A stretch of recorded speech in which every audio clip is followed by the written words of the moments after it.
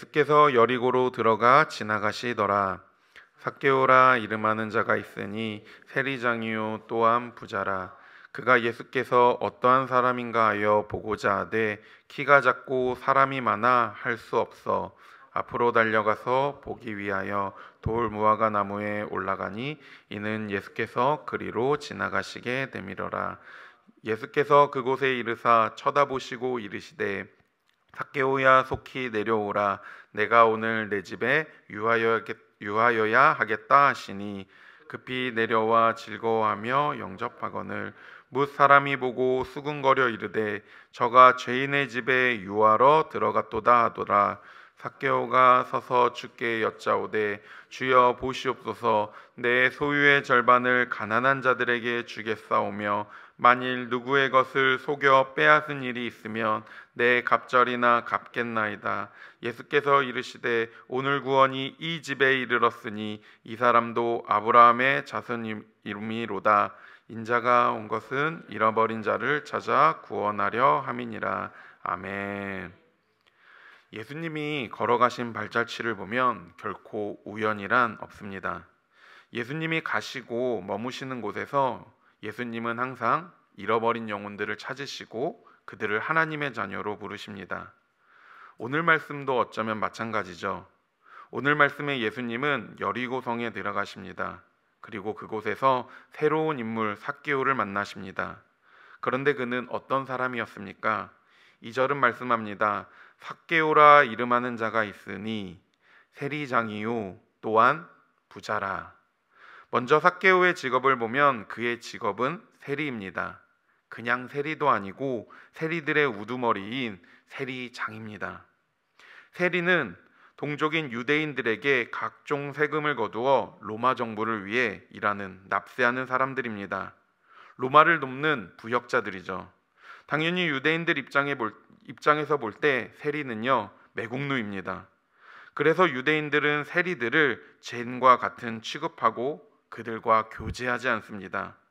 아마도 오늘 말씀의 삭개오는 오랜 시간 세리라는 직업에 몸을 담았던 것으로 추정됩니다.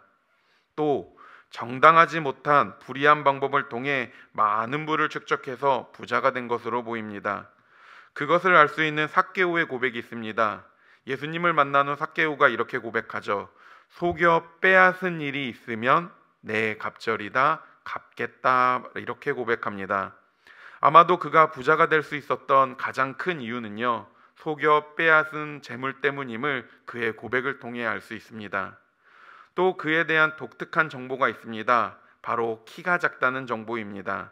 삭개오는 예수님이 여리고에 오신다는 소식을 듣고 예수님이 어떤 사람인가 보고자 합니다. 예수님께 가까이 가고자 합니다. 그런데 예수님을 가까이에서 볼 수 없습니다. 두 가지 이유 때문에 볼 수 없습니다. 첫 번째 이유가 무엇입니까? 사람들이 많기 때문입니다. 예수님 주위로 사람들이 가득하기 때문입니다. 사람들이라는 사회적인 한계 때문에 삭개오는 예수님께 가까이 나아갈 수 없습니다. 예수님을 둘러싼 사람들이라는 장벽을 세리장인 삭개오는 뚫을 수가 없었습니다. 그의 직업 때문에 현실의 문제 앞에 봉착했습니다. 죄인들과 같은 취급을 받는 세리장 삭개오를 어떤 사람들이 양보해 주겠습니까? 그에게는 그저 사람들의 따가운 시선과 눈촉망이 있을 뿐입니다. 그 누구도 삭개오가 가는 길을 열어주지 않습니다. 두 번째 이유는 무엇이겠습니까? 그의 키가 작기 때문입니다. 자신의 신체적 한계 때문에 그는 예수님께 가까이 갈 수 없습니다. 예수님을 볼 수 없습니다. 그래서 예수님을 가까이에서 볼 수 없어 놀랍게도 삭개오가 이용한 방법이 있습니다. 그것이 무엇이겠습니까? 4절의 말씀이죠. 앞으로 달려가서 보기 위하여 돌 무화과 나무에 올라가니 이는 예수께서 그리로 지나가시게 되밀어라. 삭개오가 생각한 방법은 돌 무화과 나무에 올라가는 것이었습니다. 이것을 통해 작은 키라는 자신의 한계를 삭개오는 뛰어넘었습니다.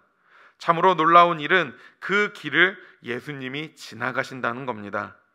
이 일을 통해 삭개오는요 예수님을 만나게 됩니다. 우리 성도님들은 아이가 아닌 다 큰 어른이 나무에 올라가 예수님을 만나는 장면을 어떻게 생각하시겠습니까? 체면이 있지 않습니까? 다른 사람의 시선이 있지 않습니까? 그런데 오늘 말씀의 삭개오는요, 예수님을 만나기 위해 모든 것을 내려놓고 예수님을 만나려고 합니다. 체면도 내려놓고 다른 사람의 시선도 생각하지 아니하고 오직 주님만 바라보고자 합니다. 심지어는 예수님을 만나려고 합니다. 이에 예수님은 삭개오의 모습을 놓치지 않으시고 그의 이름을 부르십니다. 심지어는 그의 집에 유하겠다라고, 머물겠다라고 말씀하십니다. 5절의 말씀입니다. 예수께서 그곳에 이르사 쳐다보시고 이르시되 삭개오야 속히 내려오라, 내가 오늘 내 집에 유하여야겠다 하시니, 예수님은 삭개오를 보시고 그의 이름을 불러주셨습니다. 그의 존재 자체를 기억해 주셨습니다. 더욱 놀라운 일은 예수님이 그의 집에 유하겠다라고 말씀하십니다. 이 말씀 하나가 삭개오의 삶을 완전히 뒤바꾸게 됩니다. 예수님의 이 부르심이 그의 인생을 완전히 뒤바꿉니다. 삭개오의 인생은 어떤 인생이었습니까? 삭개오는 세리장으로 부유함으로 많은 것을 누렸지만 반면에 사람들에게는 차가움과 냉대밖에 받지 못했던 사람입니다. 환대, 환영을 기대할 수조차 없는 사람이었습니다. 누군가를 만나고 초대하고 싶어도 그의 초대에 응해주는 바리새인들이 없습니다. 하나님의 말씀을 듣고 싶어도 그 말씀을 가르쳐주거나 그 말씀을 전해주는 사람이 없습니다.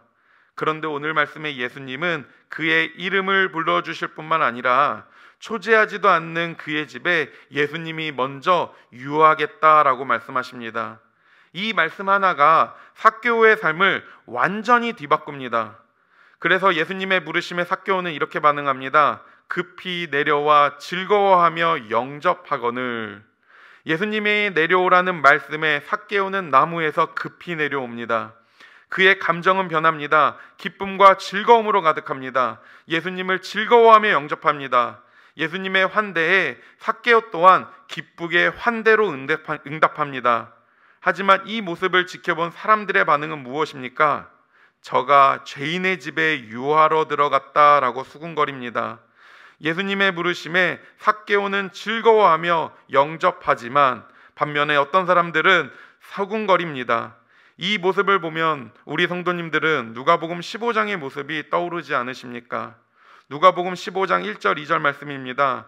모든 세리와 죄인들이 말씀을 들으러 가까이 나아오니 바리새인과 서기관들이 수군거려 이르되 이 사람이 죄인을 영접하고 음식을 같이 먹는다 하더라.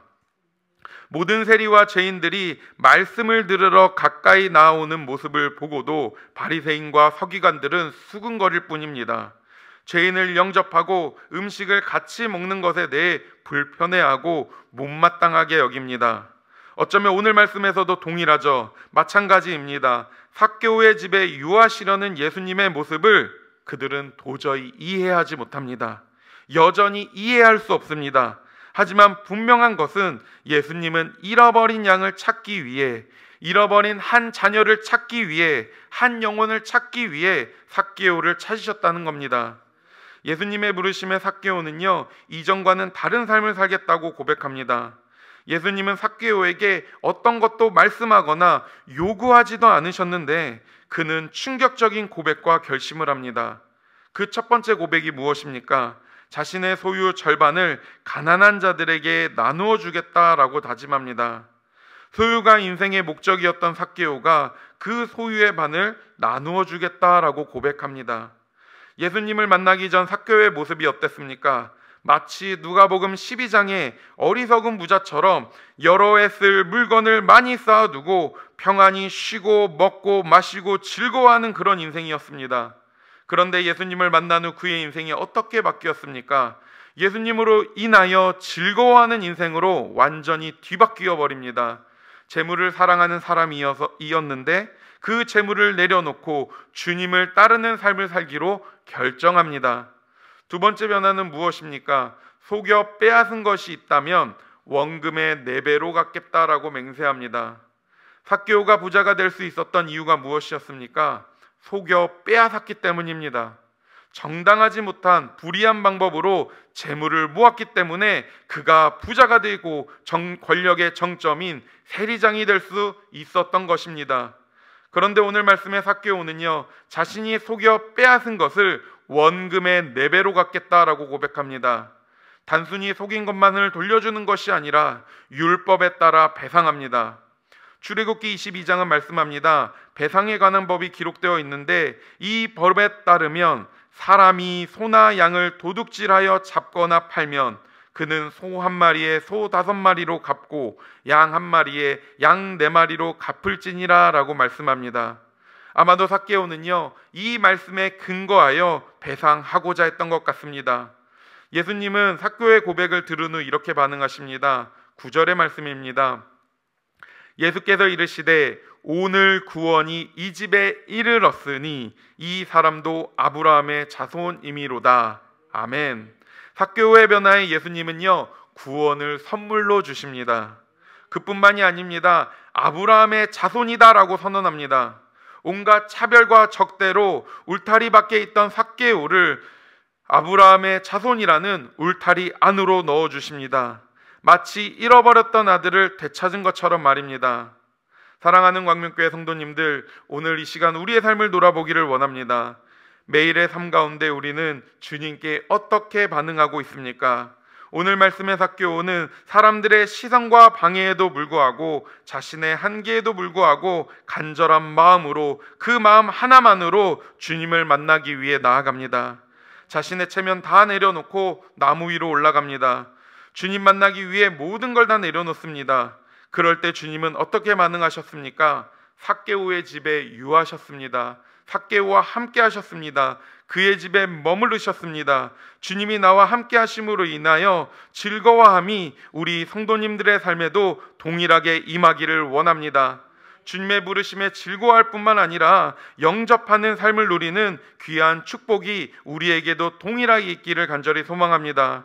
그런 축복이 오늘 이 자리에 계신 우리 성도님들의 삶과 가정 안에 넘쳐나기를 축원합니다.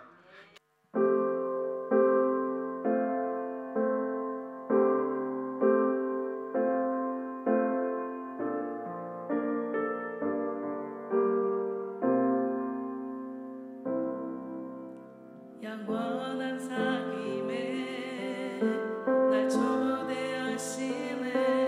주님을 누리며 사는 것, 날 지으신 대로 날 부르신 대로 주님과 함께 걷는 삶, 이것이 영원한 삶, 이것이 영원한 삶. 참 하나님과 그 아들 아는 삶,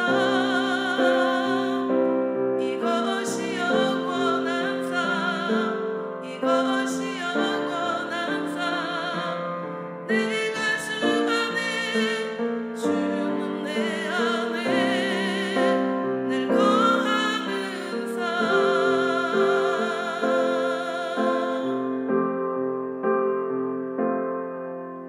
영원한 사귐에 날 초대하시